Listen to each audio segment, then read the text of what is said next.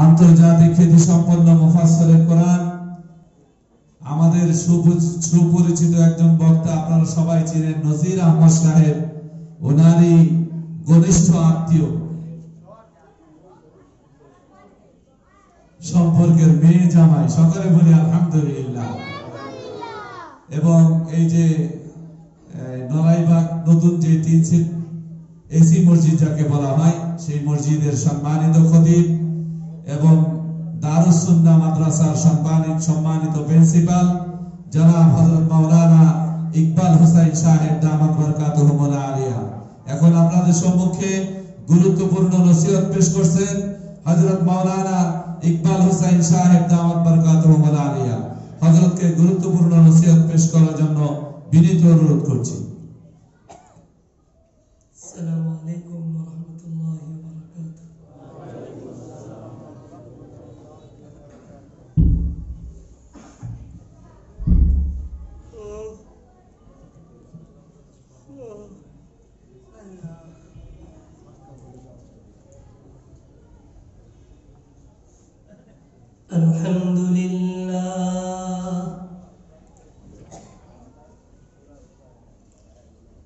الحمد لله نحمده ونستعينه ونستغفره ونؤمن به ونتوكل عليه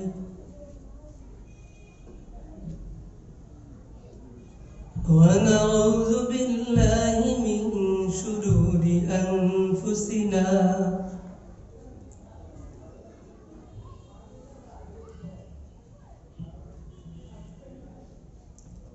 ومن سيئات أعمالنا من يهده الله فلا مضل له ومن يضلله فلا هادي له ونشهد أن لا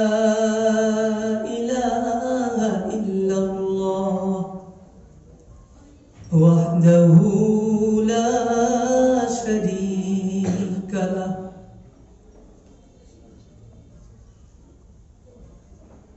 ونشهد أن سيدنا وسندنا وحبيبنا ومولانا محمدا عبده ورسوله. أما بعد فأعوذ بالله من الشيطان الرجيم. بسم الله الرحمن الرحيم.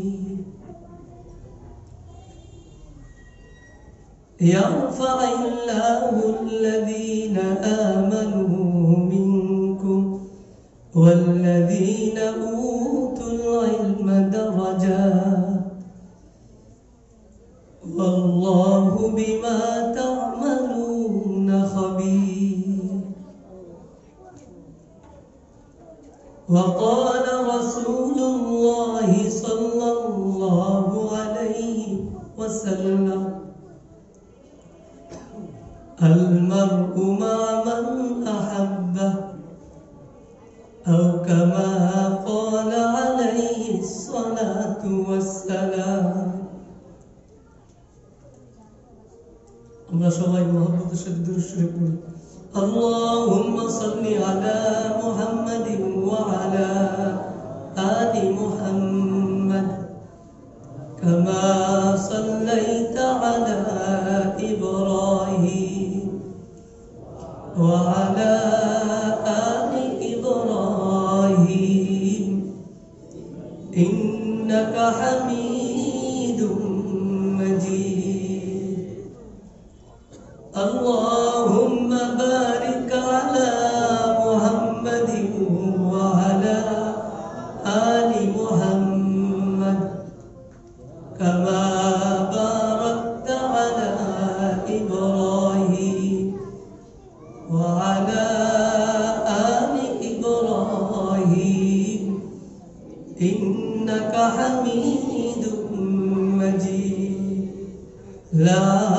ইলাহা ইল্লাল্লাহ লা ইলাহা ইল্লাল্লাহ লা ইলাহা ইল্লাল্লাহ লা ইলাহা ইল্লাল্লাহ লা ইলাহা ইল্লাল্লাহ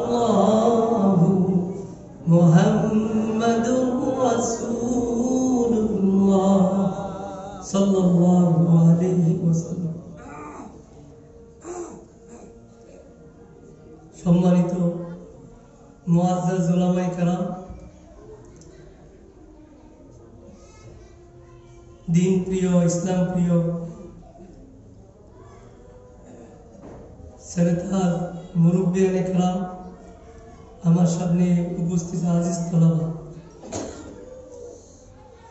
আল্লাহ তাআলার লাখো কোটি শুকরিয়া যে মহান রব্বুল আলামিন আমাদেরকে দ্বীনি একটা মজলিসে কিছু কথা বলা এবং শোনার তৌফিক দিয়েছেন। এই জন্য আমরা সকলে শুকরিয়াতান বলি আলহামদুলিল্লাহ। আজকের এই ইসলাহি মাহফিল বা মজলিস, এটা অনেক বড় একটা দামি মজলিস। আবার এই মজলিসের আয়োজক হচ্ছে একটা মাদ্রাসা, স্থানটা হচ্ছে মসজিদ। সব দিক মিলিয়ে আমাদের এই মজলিসটা আল্লাহ পাক রব্বুল আলামিনের কাছে অনেক দামি। আল্লাহর কাছে দুনিয়ার সবচাইতে দামি জায়গা হচ্ছে মসজিদ। আল্লাহর কাছে সবচাইতে দামি হচ্ছে দ্বীন। আমরা যে এরিয়ার ভিতরে আছি এটা হচ্ছে একটা মাদ্রাসা। এই মাদ্রাসার মধ্যে এই দ্বীন শেখানো, আর আল্লাহর কাছে সবচেয়ে দামি মানুষ হচ্ছে ওলামায়ে কেরাম। এই মাদ্রাসার মধ্যে যারা আছেন সবাই হচ্ছেন, যারা শিক্ষাদান করেন সবাই হলেন ওলামায়ে কেরাম। তো আল্লাহ তাআলার অনেক বড় নিয়ামত আল্লাহ আমাদেরকে দান করছেন যে আজকের এই মজলিসে আমরা উপস্থিত হতে পেরেছি।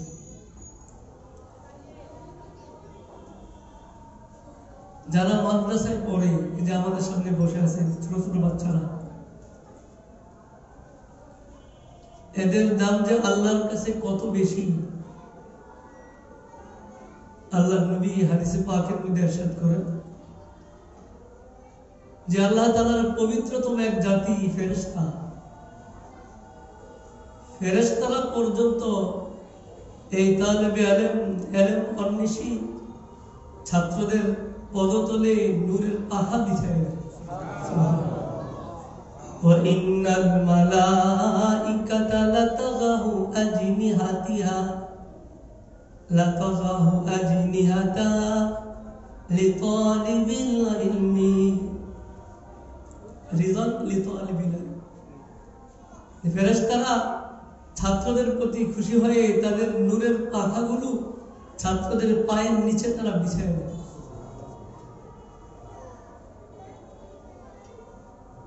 এরা এত দামি। দুনিয়ার আমরা যে যেখানে থাকি সব সময় যারা দ্বীনি মাদ্রাসায় পড়ে, বিশেষ করে কওমি মাদ্রাসায় যে সমস্ত বাচ্চারা ছেলেরা পড়ে, এদের সাথে আত্মার সম্পর্ক গড়া। ছোট্ট একটা বাচ্চা দেখছি, যদি আমার যতটুকু সাধ্য হয় তার খেদমত করা, যদি কিছু খেদমত নাও করতে পারি তার মাথায় যদি আমি হাত বুলাইও দেই তারপর আমি সব পাবো। মালিবাগের শাইখুল হাদিস সাহেব মরহুম কাজী মুতাসিমিল্লাহ সাহেব হুজুর বলতেন যে আমার পরিচয় শাইখুল হাদিস না, আমার পরিচয় হচ্ছে আমি একজন তালিবুল ইলম, মাদ্রাসার ছাত্র।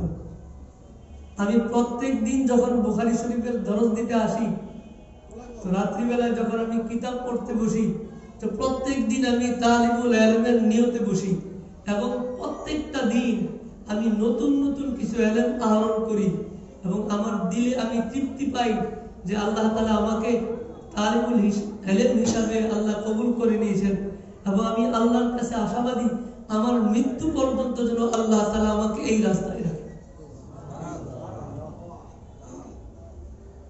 এই মজলিসের যে সমস্ত ওলামায়ে কেরাম কথা বলেন, এরা সবাই হচ্ছেন বেশিরভাগ মাদ্রাসায় পড়া। এদের ইলমের গুণগত অবস্থা অনেক ঊর্ধ্বে সাধারণ মাহফিলের তুলনায়।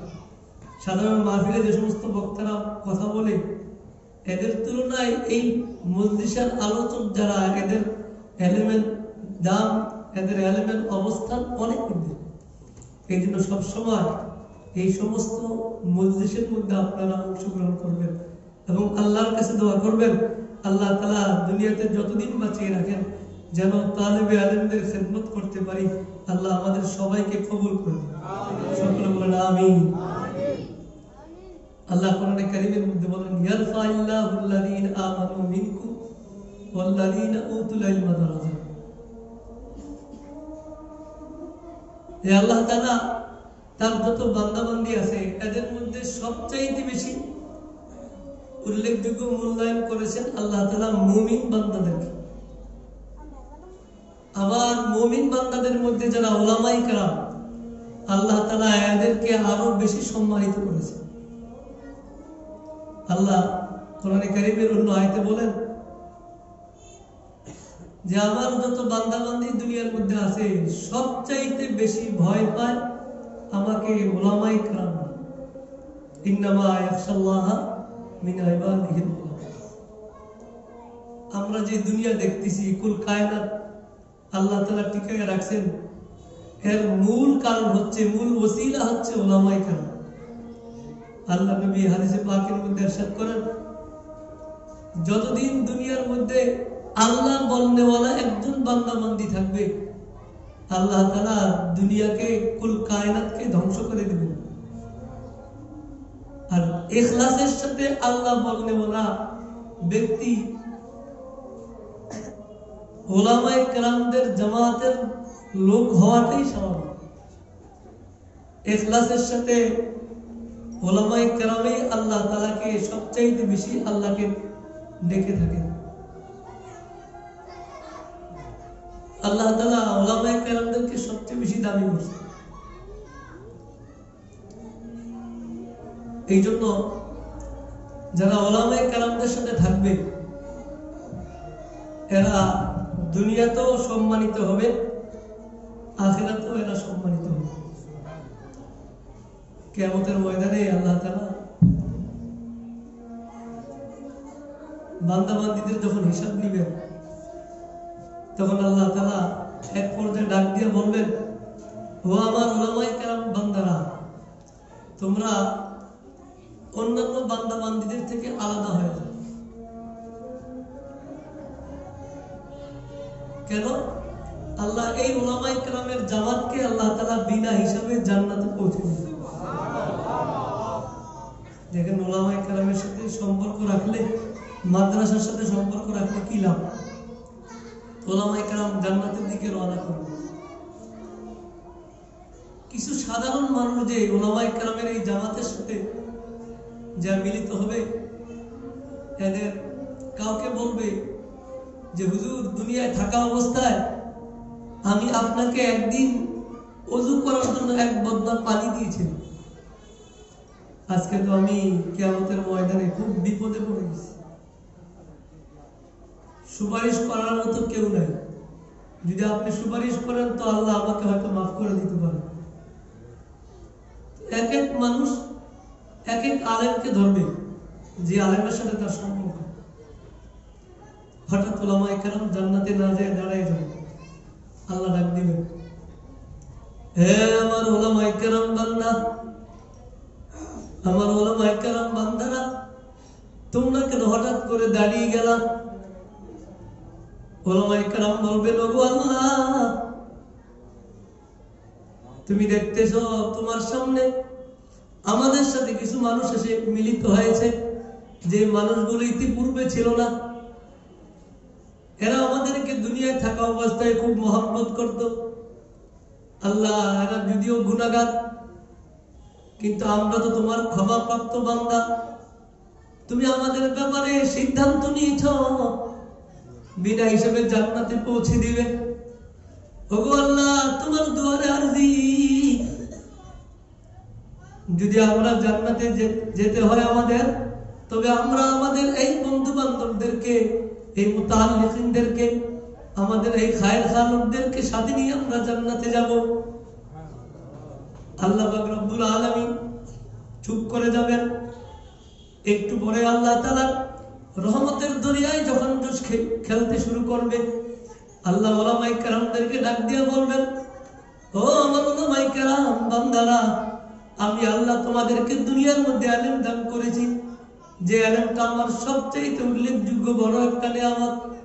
আমি আমার যে সমস্ত বান্দাদেরকে ইলম দিয়েছি, আমি অবশ্যই তাদের কথার খেয়াল রাখবো, আমি তাদের কথাকে আমি গ্রহণ করব। আমি আজকেও তোমাদের কথা মঞ্জুর করে নিলাম, যাও তোমাদের সাথে সাথে তোমাদের এই দুনিয়াতে বন্ধুদেরকেও আমি এদের ব্যাপারেও ফয়সালা করে নিলাম, এদেরকেও তোমরা তোমাদের সাথে জান্নাতে নিয়ে যাও। আজকে আমরা এখানে আসছি যারা বাহির থেকে আসছি মাদ্রাসার মোহাম্মত। এই মাদ্রাসার এরিয়ার ভিতরে ঢুকলে দিলটার মধ্যে যে একটা আনন্দ আসে, যে একটা তৃপ্তি আসে, এই তৃপ্তি দুনিয়ার অন্য কোথাও গেলে পাওয়া যায় না। আপনি আপনার নফসকে জিজ্ঞেস করবেন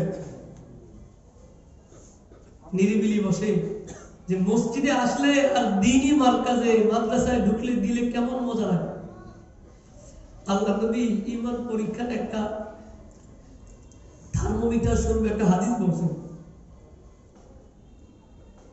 নবী বলেন, তুমি যদি মাঝে মাঝে তোমার ঈমানকে যাচাই করতে চাও, গায়ে জ্বর উঠলে মানুষ জ্বর মাপে না, থার্মোমিটার কেউ জিভের নিচে দেয়, কেউ বগল নিচে, ওখানে পয়েন্ট ওঠে তার কতটুকু জ্বর। আল্লাহ নবী ঈমান মাপার একটা হাদিস বলে গেছে। নবী বলেন, ইদা সাররাতকা হাসানাতুকা,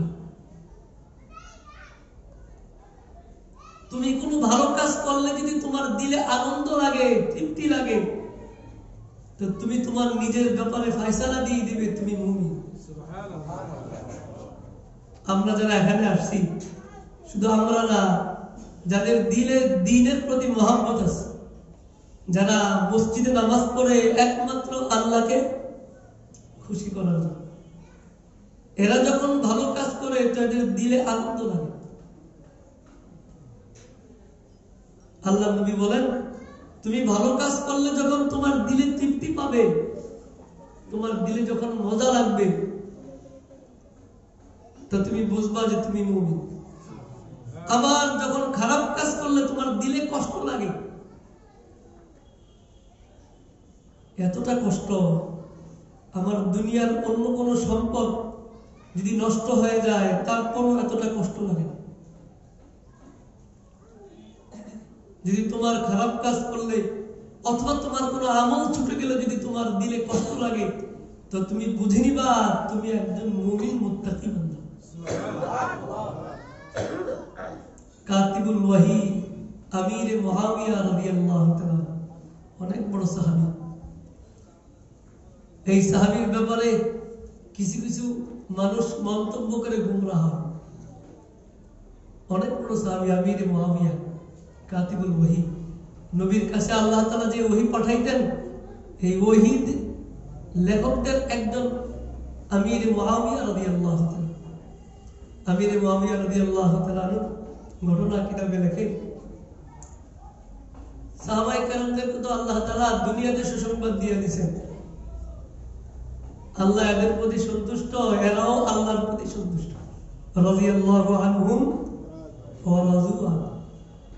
আল্লাহ যাদের ব্যাপারে বলে দিয়েছেন আল্লাহ এদের প্রতি সন্তুষ্ট, এদের কি পরকালের জিন্দেগিতে কোনো ভয় আছে? আলা ইন্না আউলিয়া আল্লাহ লা খাউফুন আলাইহিম ওয়া লা হুম ইয়াহজানুন আল্লাযীনা আমানু ওয়া কানু ইয়াত্তাকুন লাহুমুল বুশরা ফিল হায়াতিদ দুনিয়া ওয়া ফিল আখিরা লা তাবদীলা লিকালিমাতিল্লাহ যালিকা হুয়াল ফাওজুল আযীম। আল্লাহ কোরআনে কারীমের মধ্যে বলেন, ও আমার দুনিয়ার বান্দা বান্দীরা, তোমরা শুনে রাখো, আমার যারা মুত্তাকি বান্দা, আমার ওলি আল্লাহ বান্দা বান্দি যারা, লা খাউফুন আলাইহিম, এদের কোনো ভয় নাই, ওয়ালা হুম ইয়াহজানুন, এরা কোনো মনে কষ্ট পাবে না, কোনো বিষয়ে এরা চিন্তিত হবে না, পেরেশান হবে না। আল্লাযীনা আমানু ওয়া কানু ইয়াত্তাকুন, এই মুমিন বান্দা বান্দিরা, আউলিয়া আল্লাহ, এই আল্লাহর ওলি বান্দা বান্দিরা কারা? এরা হচ্ছে যারা ঈমান এনেছে, আল্লাহকে ভয় করে। আল্লাহ বলেন, আমি এদেরকে এতটা কদর করি, এদের দুনিয়ার জিন্দেগি তো সুসংবাদ, আখিরাতের জিন্দেগি তো এদের সুসংবাদ। আর আল্লাহ তাআলার কালিমাতকে, আল্লাহ তাআলার ওয়াদাকে কোনো জিনিস পরিবর্তন করতে পারে না। যালিকা হুয়াল ফাওজুল আযীম, আর এটাই হলো চরম, অনেক পরম সফলতা। আমির মুআবিয়া রাদিয়াল্লাহু তাআলা আনহু, আল্লাহ পাকের একজন নেককার বান্দা, শুধু নেককার বান্দা না, আল্লাহর নবীর বড় এক সাহাবী। আমির মুআবিয়া রাদিয়াল্লাহু তাআলা আনহু ঘটনা কিতাবের মধ্যে লেখে, একদিন রাতে তিনি তাহাজ্জুদ নামাজ পড়তে ভুলে গেছেন। ঘুমাইছেন তো ঘুমাইছেন, তাহাজ্জুদের টাইমে তার ঘুম ভাঙে না। মুয়াজ্জিনের আযানের আওয়াজ যখন কানে আসছে তখন ঘুম ভাঙছে। ঘুম ভাঙার পরে ফজর নামাজ আদায় করলেন। সারা দিন শুধু কান্নাকাটি করলেন যে একবার তার তাহাজ্জুদের নামাজ ছুটে গেছে। সারাদিন কাঁদলেন, ওগো আল্লাহ, আমি এমন কি ঘুমাইলাম, তাহাজ্জুদের নামাজটা পর্যন্ত আমার ছুটে গেছে। ওয়াসাআকা সাইয়াতুকা, নবী বলছেন, তোমার কোনো আমল যদি ছুটে যায়, কোনো খারাপ কাজ যদি তোমার দিলে কষ্ট দেয়, তো বুঝতে হবে তুমি মুমিন বান্দা। এই সাহাবীর একটা আমল ছুটে গেছে, তাহাজ্জুদের নামাজ, দিলে কষ্ট লাগতেছে, সারাদিন কাঁদতেছে। কাঁদতে কাঁদতে আবার যখন পরের রাত্রি আসলো, এই রাত্রিতে ওযু করে ঘুমাইছেন, আল্লাহর কাছে আরাধনা করে ঘুমাইছেন। আল্লাহর কাছে বলছেন, ওগো আল্লাহ, আজকে রাত্রিতে তুমি আমাকে জাগিয়ে দিও, যেন আমি তাহাজ্জুদের নামাজটা ভালোভাবে পড়তে পারি। কিতাবের মধ্যে লেখেন, আমির মুআবিয়া রাদিয়াল্লাহু তাআলা রাত্রিবেলা ঘুমাইছেন। গভীর রাত্রে ওনার কাছে মনে হইল তার মাথায় যেন কে হাত বুলাইতেছে। ঘুম ভাঙছে। ঘুম ভাঙার পরে তাকাই দেখেন ঘরের দরজা বন্ধ, জানালা সবকিছু বন্ধ, কিন্তু তিনি নিশ্চিত তার মাথার মধ্যে কে যেন হাত বুলাইছে। আমির মুআবিয়া ঘুম থেকে উঠছেন, পুরা রুম তালাশ করতেছেন। খুঁজতে খুঁজতে যায় দেখেন তার দেয়ালের পাশে ইবলিস খুব জড়সড় হয়ে বসে আছে। আমির মুআবিয়া ইবলিসকে ধরলেন, ধরে বললেন, তুমি কেন আমাকে ঘুম থেকে জাগাইলা? ইবলিস বলে, আমি তোমাকে ঘুম থেকে জাগাইছি তাহাজ্জুদ নামাজ পড়ার জন্য। আমির মুআবিয়া বললেন, তুমি এত ভালো হইলা কিভাবে? ইন্নাহু আদুউন মুদিল্লুম মুবিন। আমির মুআবিয়া রাদিয়াল্লাহু তাআলার দিলের মধ্যে আছে, আল্লাহ তো কোরআনে কারীমের মধ্যে বলছেন, ইবলিস তো মানুষের চিরশত্রু, ইবলিস আমাকে ঘুম থেকে জাগাবে কেন? কারণটা কি? পেছনে কোনো রহস্য আছে। আমির মুআবিয়া রাদিয়াল্লাহু তাআলা ইবলিসকে খুব চাপাচাপি করতেছেন। ইবলিস এক পর্যায়ে গোবর ফাঁস করে দিল। ইবলিস জানাই দিল, আরে আমির মুআবিয়া, তুমি যে গতকাল রাত্রিতে তাহাজ্জুদ নামাজ পড়তে পারো নাই, সারাদিন যে কান্নাকাটি করেছ, তুমি গত রাত্রিতে তাহাজ্জুদ নামাজ পড়ার কারণে তোমার মর্যাদা আল্লাহর কাছে যতটুকু বৃদ্ধি হইতো, তোমার সারাদিন কান্নাকাটির কারণে তোমার মর্যাদা এর চাইতে আরো বহু গুণ আল্লাহর কাছে বৃদ্ধি হয়ে গেছে। তো মুমিনের একটা আলামত, তার কোনো ওজিফা যদি ছুটে যায়, তার দিলে কষ্ট লাগবে। কোনো খারাপ কাজ যদি করে, তবে তার দিলে কষ্ট লাগবে। আমির মুআবিয়ার দিলে কষ্ট লাগছে। তো আমরা এই মজলিসে আসছি, আমাদের দিলে মোহাম্মত নিয়ে আসছি মাদ্রাসার প্রতি। আর এই মোহাম্মত যেন আল্লাহ তাআলা কিয়ামত পর্যন্ত আমাদের দিলে রাখে। সুবহানাল্লাহ। উলামায়ে কেরাম দেখেন, মাদ্রাসা আজকাল সারা দুনিয়ার কুফরি মিল্লাত, কুফরি শক্তি মাদ্রাসার এই শিক্ষাকে বন্ধ করতে চাচ্ছে, পুরাই স্পষ্ট সারা দুনিয়া। কত ভাবে যে চেষ্টা করতেছে মাদ্রাসাগুলো বন্ধ করার জন্য, কিন্তু আল্লাহর ইচ্ছা হলো এই মাদ্রাসা কিয়ামত পর্যন্ত টিকে থাকবে।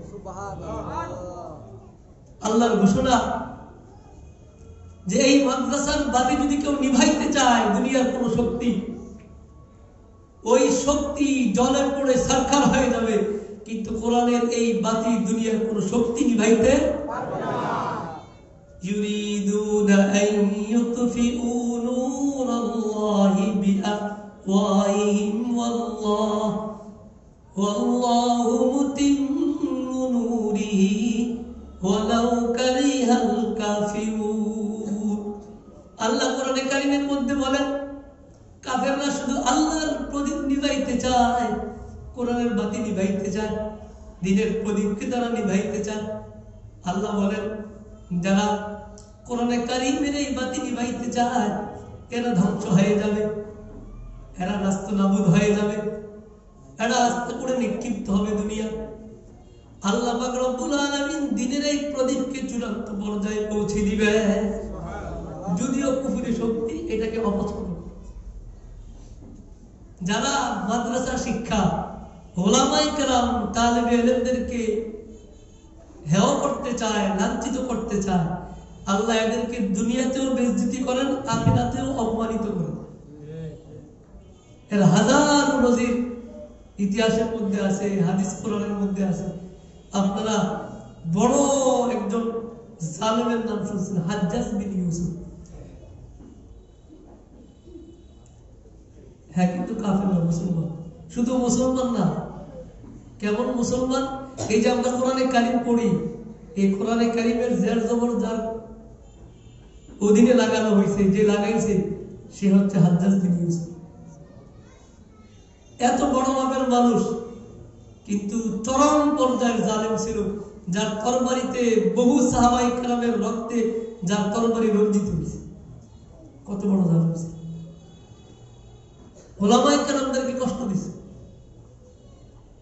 এক বড় বুজুর্গ তাবিঈ সাঈদ ইবনুল মুসাইয়িব রাহিমাহুল্লাহ, হাজ্জাজ বিন ইউসুফ, সে তার ক্ষমতাকে টিকিয়ে রাখার জন্য যে সমস্ত ওলামায়ে কেরাম তার বিরুদ্ধে কথা বলতেন, এদেরকে জবাই করে দিত। এত বড় জালেম ছিল। তখনকার সময় হাসান বসরি রহমতুল্লাহ আলাইহি ছিলেন। হাসান বসরি রহমতুল্লাহ আলাইহি হাজ্জাজ বিন ইউসুফকে বারবার বুঝাইতেন, তুমি ওলামায়ে কেরামের পেছনে পড়বে না,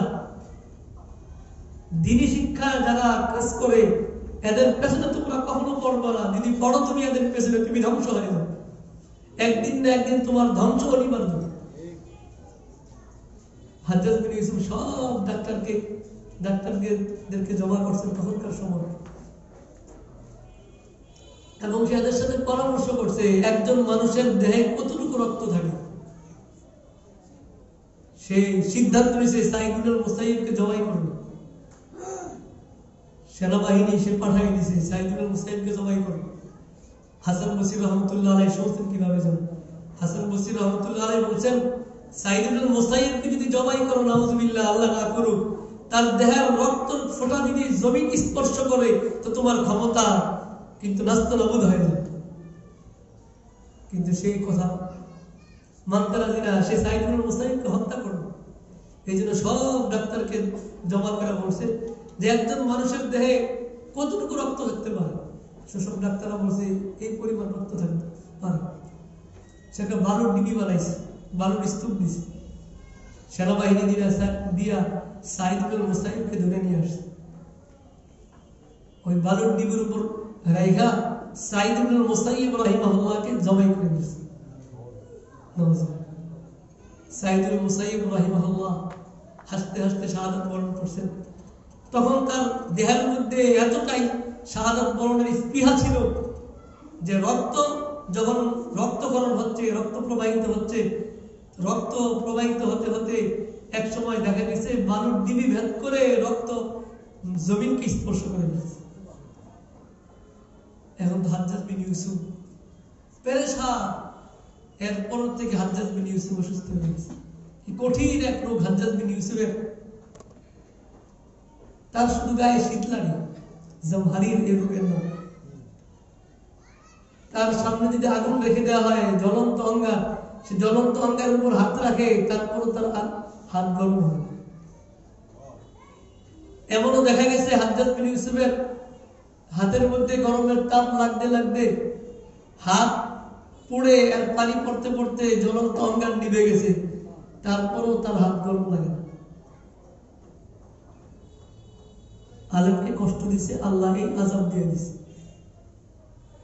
ডাক্তারদেরকে জমা করছে যে হাজ্জাজ বিন ইউসুফের কি রোগ হইল, নির্ণয় করা যায়।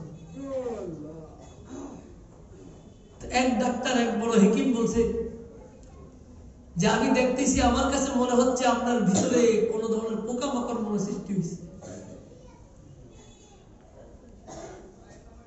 ওই ডাক্তার ছোট্ট একটা গোশতের টুকরা সুতা দিয়ে বেঁধে হাজ্জাজ বিন ইউসুফের গলা দিয়ে মুখে ঢুকাই দিছে, ভিতরে ঢুকাই দিছে।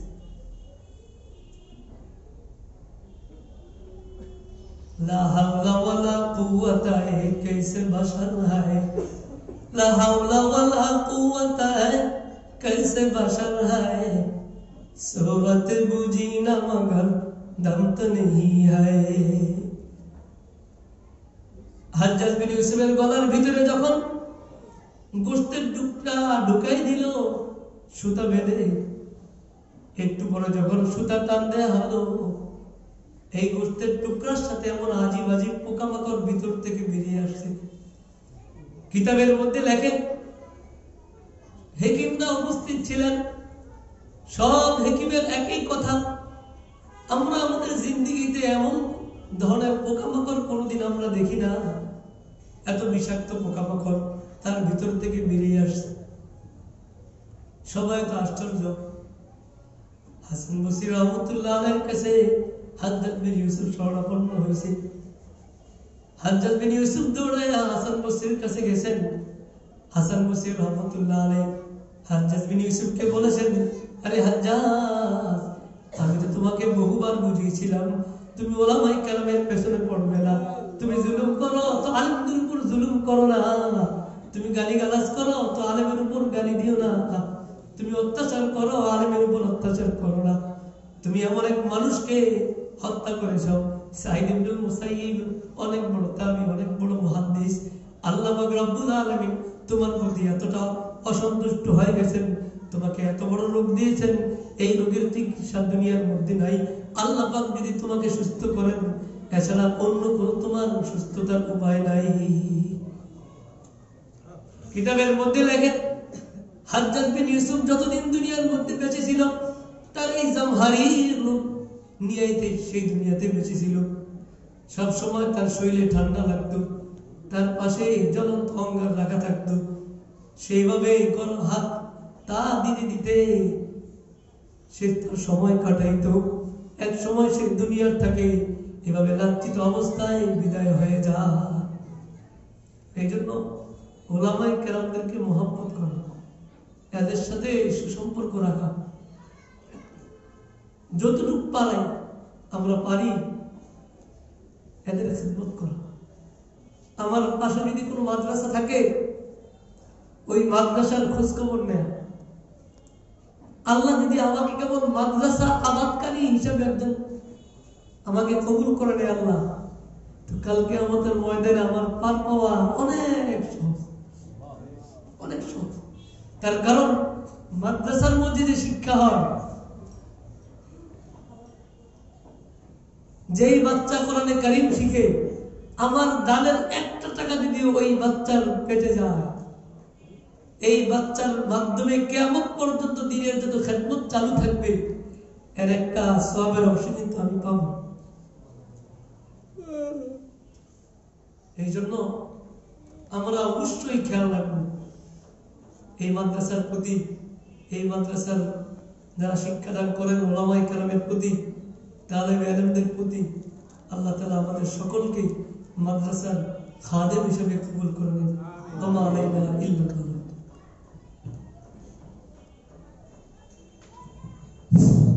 আলহামদুলিল্লাহ, সুম্মা আলহামদুলিল্লাহ।